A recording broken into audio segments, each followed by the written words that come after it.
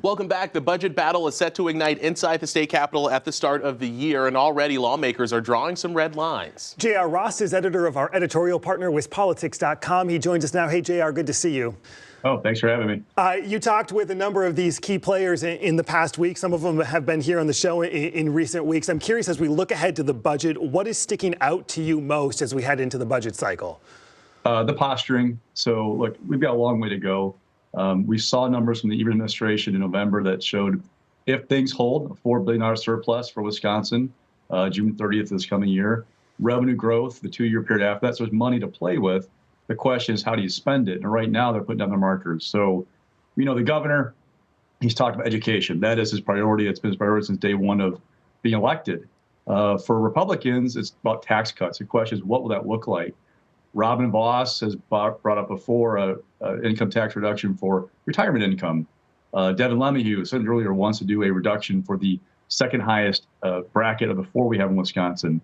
And talking this week, they both said their idea was the best. In fact, Robin said, I like all tax cuts, but I like smart ones. A little bit of a dig maybe, but it shows you they want to do tax cut. The question is, which one will that work and which will Evers accept? The governor, JR, has said that with the reduced Republican majorities, he hopes that there's more compromise. Is that something that you're hearing? Do you get this any indication that we're going to see more compromise in Madison next year? Short answer is no. Now, there will be times when Republicans in the Senate, for example, may need Democratic votes to pass things. There may be times when things are maybe less conservative to try and protect vulnerable Republicans in the Assembly. But are you talking about big kumbayas? No.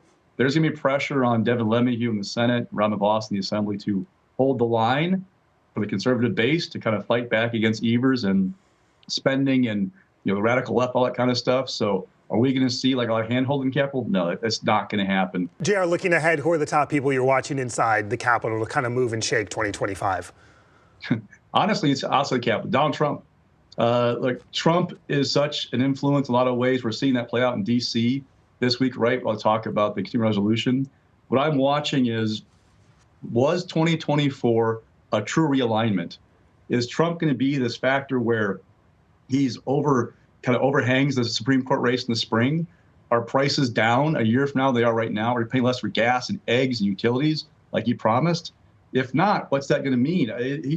He's quite the figure and quite the influence for Republicans. I'm kind of curious, do they follow the Trump path, or are we going to see them kind of stick to what they were pre-Trump in Wisconsin? J.R. Ross, editor of WisPolitics.com. J.R., like always, thank you.